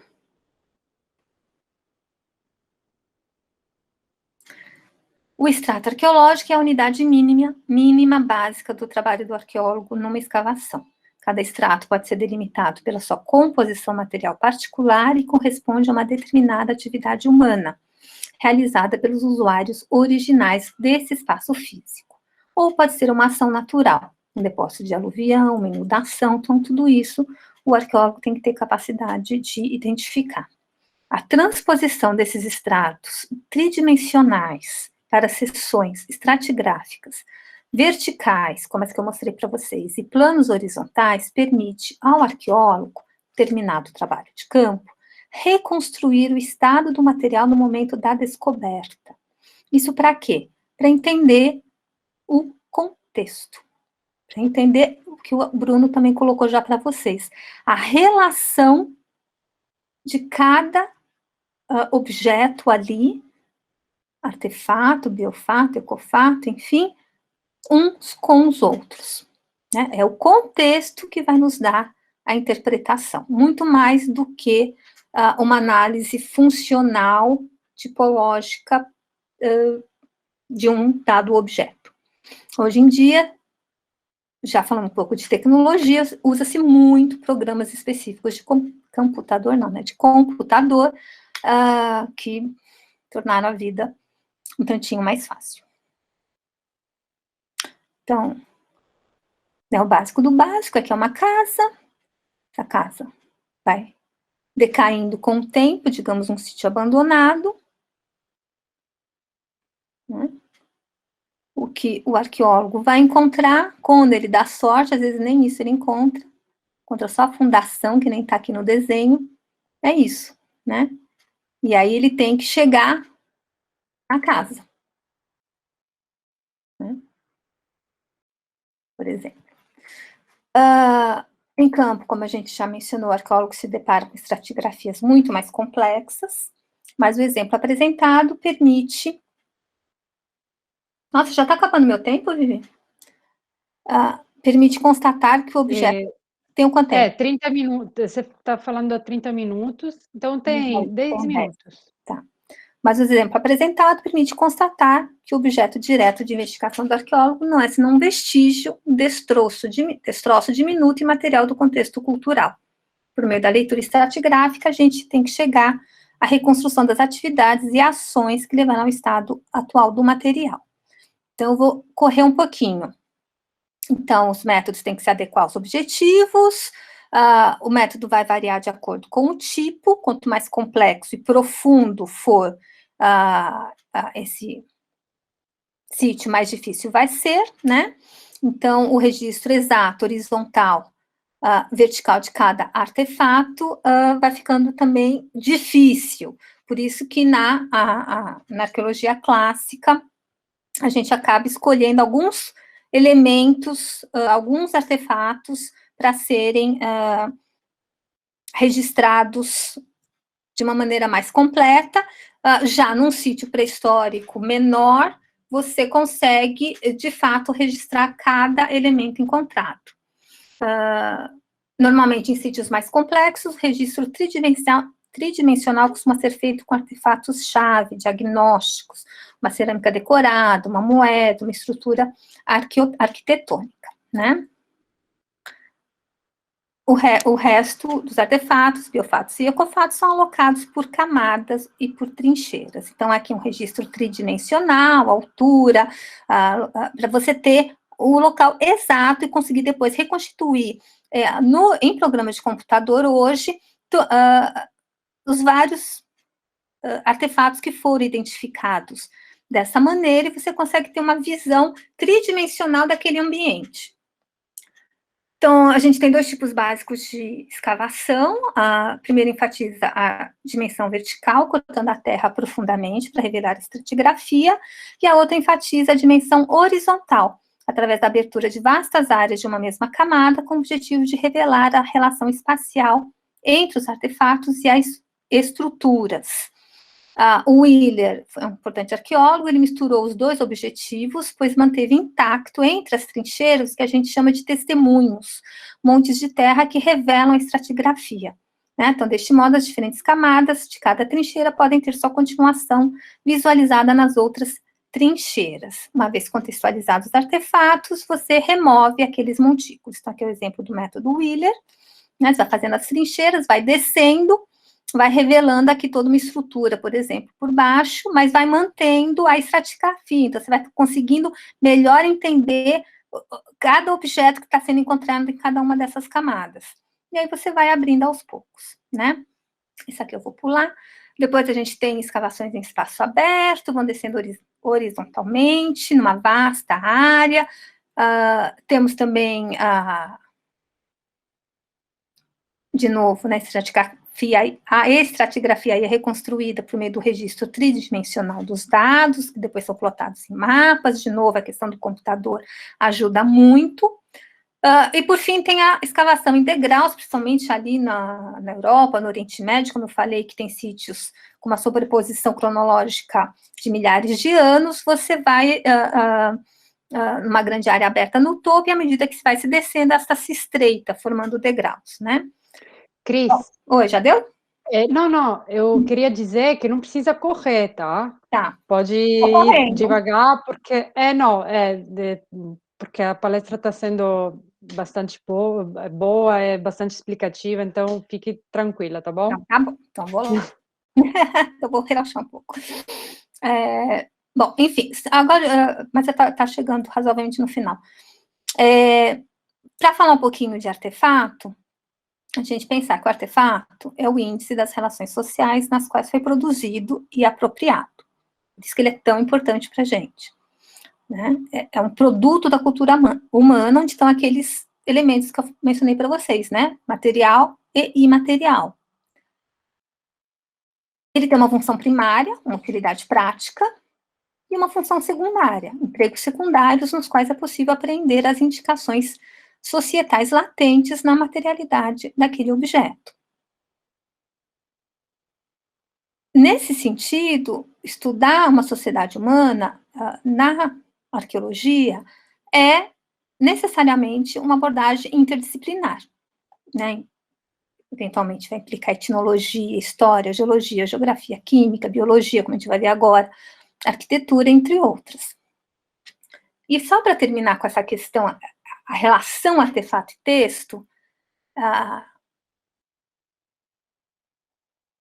não existe uma fonte documental que seja mais importante do que a outra. Na verdade, cada uma tem a sua especificidade. Então, também não dá para a gente fazer certas questões, fazer certas perguntas para o artefato, como também não dá para fazer certas perguntas a um sermão do Caminha, por exemplo, né? Ou a um relato do Tucídides, ou a uma carta pela abolição da escravatura, XYZ, né? Então, como o arqueólogo Jan Hodder coloca, então, tanto texto quanto artefatos são importantes fontes de comunicação, cada qual com as suas especificidades. E um outro importante arqueólogo, Snodgrass, também coloca que essas especificidades podem ou não convergir. Quando elas convergem, no caso das chamadas arqueologias históricas, a arqueologia clássica está incluída, é óbvio que é útil você também se utilizar, né, da documentação textual, mas quando ela não converge, não tem como, né? Então, aproximando mais do final, eu quero falar rapidamente de algumas inovações muito interessantes no campo a arqueologia. Ela é absolutamente especializada hoje em dia, né? São várias áreas, e esse campo da bioarqueologia é um dos que tem trazido, que mais aparece na imprensa, até, né, com as novidades. Então, eu vou falar de 3 grandes viradas, vamos dizer assim, na pesquisa das sociedades humanas a partir da bioarqueologia. Então, é a relação da adaptação das funções esqueletais por meio da análise biomecânica. Então, primeiro de tudo, uma coisa que a gente precisa entender: a bioarqueologia estuda os esqueletos, certo? Os esqueletos humanos. A zooarqueologia estuda os animais, tá? Existe um consenso na academia. Por exemplo, estou já dando um exemplo, né, que aí mostra como é interessante. Então, caçadores e coletores possuíam um crânio mais alongado e rostos e mandíbulas mais robustas, enquanto fazendeiros teriam crânios mais redondos e curtos e com uma face e uma mandíbula mais graciosa. Bom, são tantos ramos que saem das coisas, mas eu não vou complicar. A primeira hipótese aceita para essa diferença era que ela refletia uma reposição populacional, ou seja, a interpretação dada para esse dado material era que aquela população de caçadora-coletora morreu, foi extinta, foi expulsa de lá, daquela região que está sendo estudada, e foi substituída por um novo grupo com essas outras características físicas. No entanto, a nova abordagem bioarqueológica, unindo análise esqueletal a uma análise cultural contextual, demonstrou que a mudança no tipo de alimento, de comidas de textura mais dura para comidas mais moles com a agricultura, com os grãos cozidos, teriam levado a uma redução da demanda mecânica, mastigar mesmo, na face durante a mastigação, né? Isso por gerações. Assim, apesar da morfologia cranial ser um elemento de ligação populacional, né, você analisar a morfologia cranial para fazer relação de grupos, outros fatores comportamentais influenciam a interação músculo e osso durante o crescimento e desenvolvimento do crânio, da face e da mandíbula. Além disso, o uso de métodos estatísticos multivariados, análises de características craniais e dentais documenta a dispersão populacional, a movimentação genética e a intra- e interligação populacional em diversos níveis. Né? Então, são pesquisas bastante complexas que têm sido feitas. Um outro grande avanço da bioarqueologia, da ciência, que foi então incorporada à análise da materialidade escavada arqueologicamente, é o registro de isótopos estáveis para a reconstrução de dieta, mobilidade, história da populacional, saúde, etc. Então, o que é isso, né? Ossos e dentes possuem isótopos estáveis de vários elementos, né, do que a gente come. Por exemplo, carbono e nitrogênio. As plantas e animais que comemos, igualmente. E estes aparecem em nossos ossos e dentes. Vamos lá. Por séculos, arqueólogos recuperavam o histórico dietético de uma população por meio da análise dos fitólitos, né, dos fósseis de plantas, dos fósseis animais, dos ossos de animais recuperados em escavações. Ou então, também, por meio das ferramentas encontradas ali, naquele sítio, até do tipo de cerâmica e tal, né? Apesar de importante e válido, esse tipo de análise pode falhar na avaliação da importância de certos alimentos para aquela população, né? Por meio da prevalência dela. E mesmo para uma avaliação dos níveis nutricionais e das suas oscilações dentro de uma dada população, certo? Assim, estudos recentes têm analisado as mudanças dietárias, as mudanças de dietas em populações pré-históricas norte-americanas, desde a época da pré-história até passando pelo primeiro contato e pela época das missões, por exemplo, demonstrando que a sedentarização elevou os níveis de consumo de milho e diminuiu os níveis de consumo de animais marinhos. São estudos regionais e de longa duração. Isso também é importante, é interessante.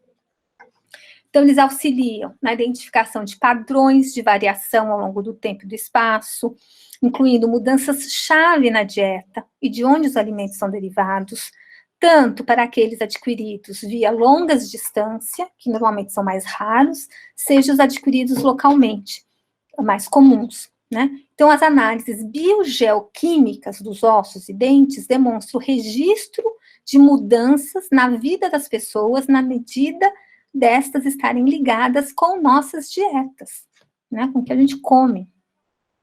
Um outro exemplo muito interessante são estudos que analisam a duração da amamentação em vários grupos, né? Partem do pressuposto de que, ao nascer, o bebê possui uma assinatura de isótopo quase idêntica à da mãe. E à medida que ele vai sendo amamentado, que se inicia ao longo do primeiro ano, atinge um pico desses valores, desses isótopos. Por quê? Porque ele vai incorporando a proteína que vem no leite da mãe, né? A proteína que a mãe come, que vai para o leite e vai para o bebê. Então, esses valores de pico começam a cair gradualmente à medida que a mãe vai encerrando o ciclo de amamentação. Então, vários estudos já realizados demonstram existir uma grande variação desse processo no passado. Ou seja, de que processo estou falando? Da idade do desmame. O que demonstra que, como hoje, no passado, a amamentação era determinada por um conjunto de fatores sociais, culturais, ambientais, né?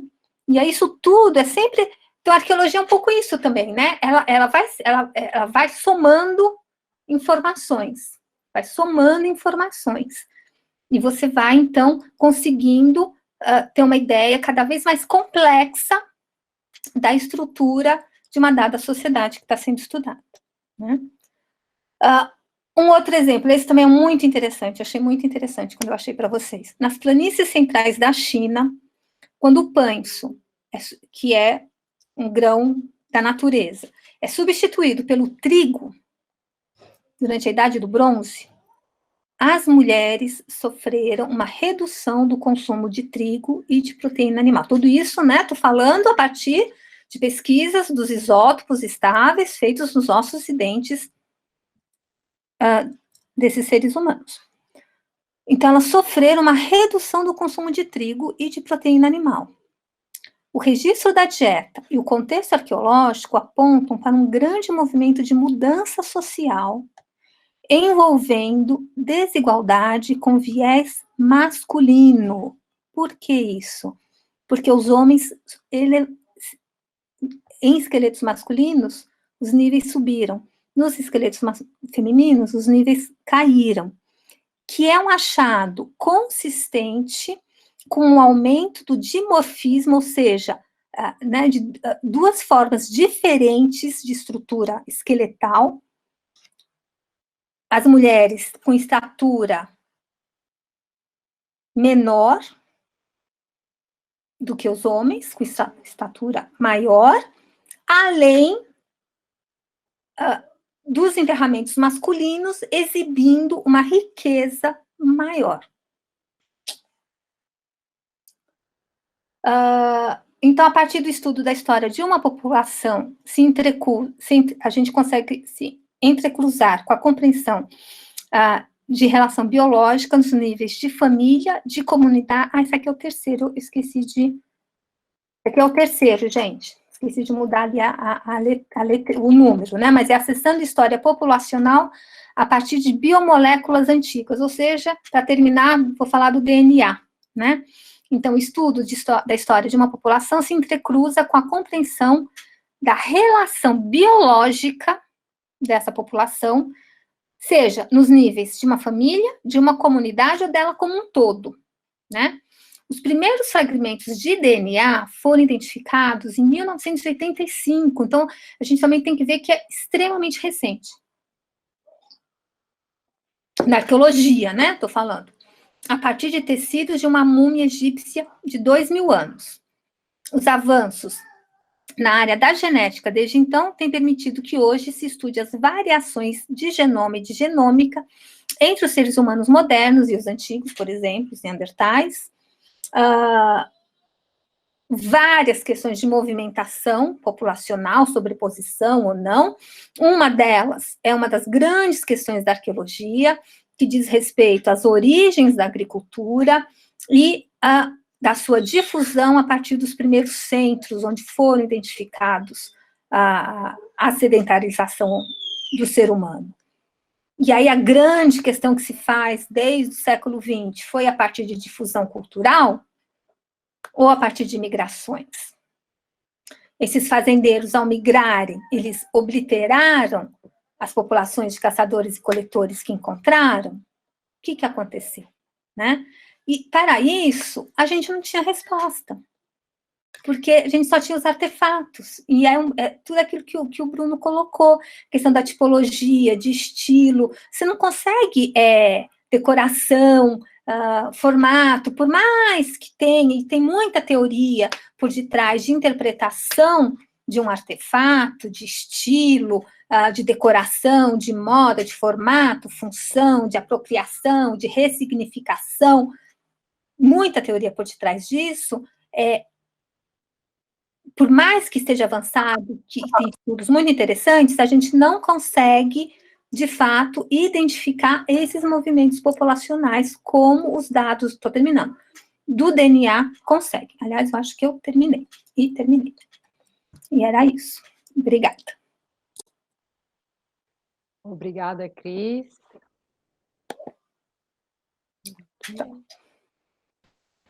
Muito obrigada, Cristina. A sua palestra também foi muito boa, muito didática. Eu acho que as duas palestras, a do professor Bruno, da professora Cristina, realmente deram como eu já falei, uma amarração, né, aos estudos de caso que a gente viu até agora. Fala. Não, eu queria só depois que você acabar fazer um comentário, tá? Sim, claro, não, você pode fazer. Nossa, eu amei, achei as duas conferências maravilhosas, porque o nosso público é basicamente o aluno da graduação, a aluna da graduação. Então, eu acho que foram muito esclarecedoras, gostei muito, muito mesmo, de ter assistido. Nossa, muito boas. Parabéns, Bruno, parabéns, Cris. Muito muito didáticas, muito legais, muito boas, viu? De fato, eu queria dizer aos ouvintes, aos alunos, para aproveitar né, esse momento, porque até agora não muitos se manifestaram, né? Talvez justamente como a professora Margarida está falando, porque talvez algumas temáticas, algumas palestras foram um pouco mais específicas, né? Mas agora essas duas palestras, eu acho que ficou tudo muito mais claro, né, bem mais explicado, né? Não, e ao mesmo tempo com profundidade, né? Com profundidade, com Claro, certeza. muito boas, Então, aproveitem, façam perguntas, né? Levantem a mão ou escrevam nos comentários. Margot, você quer acrescentar alguma coisa? Não, eu gostei muito. Eu só queria, quando a gente marcar os seminários do Labarque, convidá-los, né? De novo. Não, eu Pode deixar. gostei de todas as conferências do nosso evento até agora, mas achei que o Bruno e a Cris foram bem didáticos. A Bia, o Bruno e a Cris. Muito, muito. Mas para os iniciantes, né? Eu quero dizer. E com profundidade, muito bom.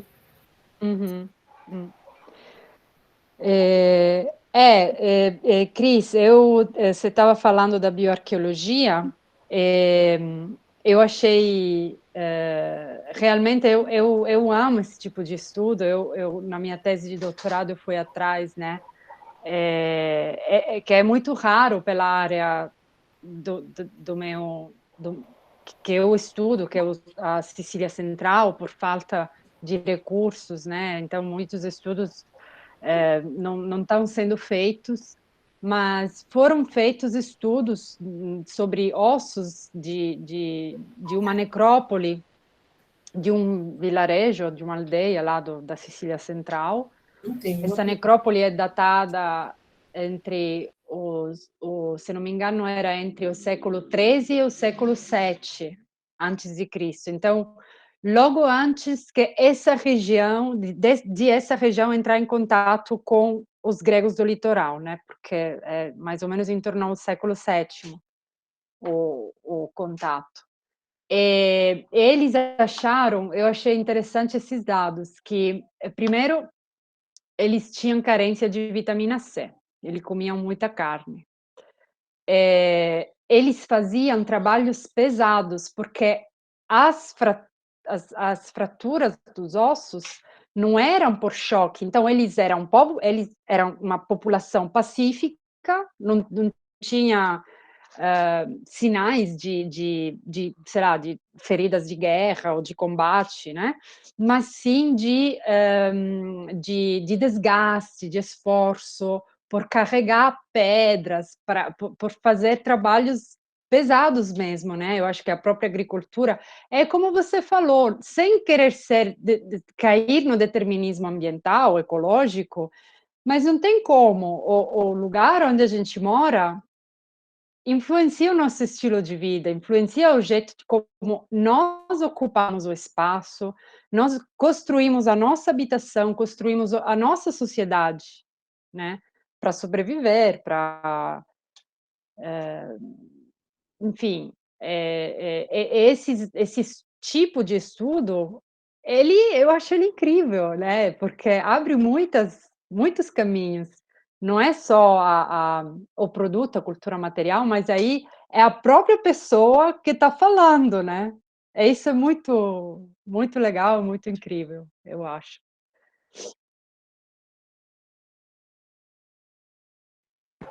Então, nem entrei nessa seara, né?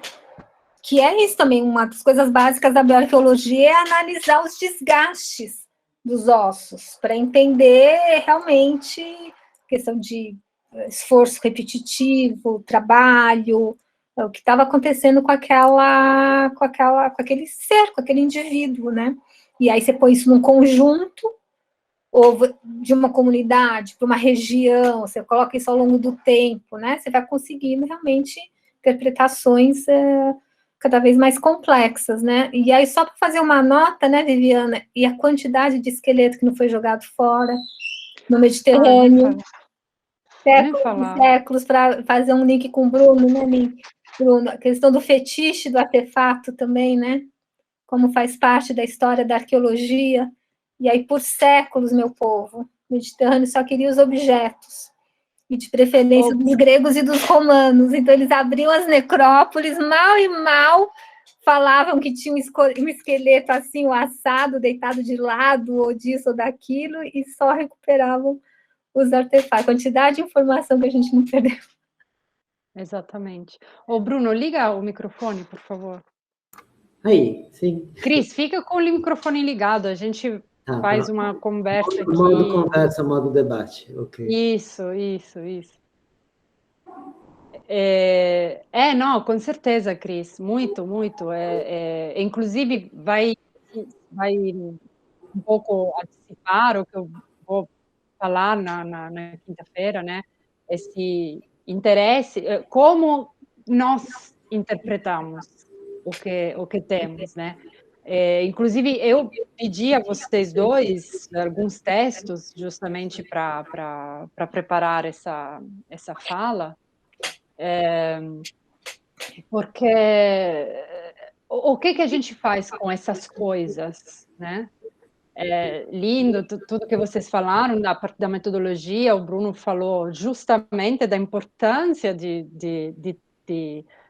interpretar por meio de uma estrutura, que é a teoria, mas também, né, durante o nazismo, por exemplo, o que foi feito foi interpretar do jeito que eles queriam, ou como acontece hoje ainda com uma parte da arqueologia bíblica do Médio Oriente, né? É complicado, porque eles querem demonstrar a supremacia ou a maior antiguidade com relação a outros povos, né? Enfim, tem muitos outros exemplos. Eu acho que na Grécia aconteceu a mesma coisa um pouco, né? Porque o governo turco não estava nem aí com a cultura grega, e chegaram os ingleses e saquearam tudo, levaram tudo para os museus europeus, né? Então, essa também é uma questão interessante, né, da participação, de como, o que a gente faz com isso. Né? A história da arqueologia fala muito sobre a nossa sociedade contemporânea. Né? Sim. Agora eu estou numa disciplina de caçadores-coletores, e aí, apesar de não ser a área que eu trabalho, eu acabo pincelando bastante bioarqueologia por conta dos primeiros fósseis hominíneos, né? E aí tem nessa busca de ferramentas digitais para dar um ânimo maior às aulas remotas, eu achei uns vídeos da NHK, que é uma TV japonesa, eu nem sei se ela é estatal ou não, mas é uma das grandes veículos de mídia do Japão. Só que a NHK World, ele fez pequenos trechinhos de uma produção gráfica maravilhosa de representação dos primeiros hominíneos, né? Aí tem um deles, são de 3 ou 4 minutos. Um deles fala do Ardipithecus ramidus, que seria um dos primeiros hominíneos a apresentar o esqueleto plenamente bípede. E o vídeo é uma representação de um cotidiano em 3 minutos do Ardipithecus ramidus. Ele conclui com o Ardipithecus chegando da coleta de frutas, entregando as frutas para uma fêmea que está segurando um nenê. E como é japonês, mas pensando num público internacional, eles fazem pequenas frases. Então é ótimo, porque a imagem fala por si só. Mas a pequena frase desse trecho era: talvez tenhamos começado agora a composição da família moderna, né? Talvez seja os primórdios da família moderna. Aí eu explicando para ela, falando: gente, não, porque você tem o que muita gente faz na paleoantropologia, na biologia, é usar morfologia de esqueletos hominíneos, fazendo analogias com morfologias de esqueletos e primatas hoje, e tentando fazer uma comparação mediada aí pela seleção ambiental, pelos valores evolutivos de determinados comportamentos vistos entre primatas hoje, para sugerir comportamentos entre primatas no passado. Né? Então, a ideia era, bom, talvez por conta da ausência de um esqueleto muito voltado para a agressividade, os ardipitecos poderiam ser monogâmicos. Então, macho e fêmea cuidavam de um filhote, enquanto o filhote crescia, que nem os chimpanzés hoje. Mas disso, para chegar aos primórdios da família moderna, é assim, né? Aí você tem que mostrar para a galera, falando, gente, não, isso daqui é uma tentativa de construir o parâmetro da família moderna, que não é condizente nem com o que nós temos hoje em termos de a família tradicional brasileira, que é a mãe com o seu filho, e acabou. Então, tem que ficar muito... E o desfile dos faraós no Egito, na mudança lá do museu para o Museu do Cairo, para o Museu da... Como é que é? Museu da Nação, Museu da Civilização Egípcia, Museu da Nação... Nem sei. Uma coisa assim que eu falei, cara... E assim, tudo, né? Política, economia, turismo, história, arqueologia, tudo assim, mobilizado numa coisa que você babava. Então, é bastante intenso esse processo. Entrem na página do MAI, né, Museu de Arqueologia e Etnologia, os cursos estão acontecendo, cursos de extensão online. Bruno, a sua instituição. O PROARC tem o programa de pós-graduação em arqueologia, ele tem gente que trabalha com bioarqueologia, zooarqueologia, arqueologia de ambientes aquáticos, material lítico, cerâmico, histórico, arqueologia de videogame. Bruno? Oi. Você trabalha com o Gilson Rambelli? Eu fiz mestrado com patrimônio subaquático e eu trabalhei com o Gilson. Assim, sim, nós somos colegas de departamento. Ah, porque nós fomos contemporâneos no pós-doutorado na Unicamp. Por isso eu lembro, sim, foi lá que eu conheci o Gilson, eu lembro de você também lá, Margot. Ah, sim, porque eu fui do NEE.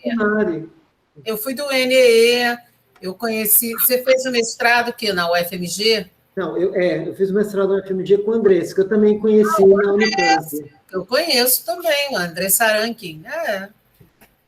Então, você falou do NEE, mas eu fiquei em dúvida se eu te conheci na época que eu fiz pós-doutorado lá, que faz muitos anos, né? O tempo passa rápido. Quando você vê, a gente está falando qualquer coisa faz mais de 10 anos que aconteceu. Nossa, verdade. Bruno, a arqueologia subaquática no Brasil melhorou, porque eu lembro o Gilson, mas isso também tem uns 15 anos, não mais. Então, ele brincava, falava assim, somos 3 no Brasil, a gente nunca viaja junto, porque se acontecer um acidente, acabou a arqueologia subaquática no Brasil. A família real, né? Ele falava isso mesmo, Cris, ele é muito brincalhão, né? Não sei se ainda é. Faz muitos anos que eu não vejo, olha só. Inclusive, esses 3 tiveram que vir, eles chegaram aqui separados, mas eu estou com os 3 aqui, o Gilson Rambelli, Paulo Bava e o Leandro, né? O Flávio, só que está no Piauí. A legislação continua a mesma coisa, Cris, infelizmente. Bem complicada, né? Mas a gente tem um crescimento na área, nós temos mais pessoas fazendo, felizmente mais pessoas, inclusive no licenciamento ambiental, esse tipo de demanda e conscientização tem se desenvolvido e crescido. Sensacional. Então, assim, tá dando cria, o povo está dando os cria, as crias estão indo para o mundo, tá bem massa. Sensacional, sensacional. Adorei, viu, Vivi? Foi fantástico. As mesas, muito legais. Vocês estão de parabéns.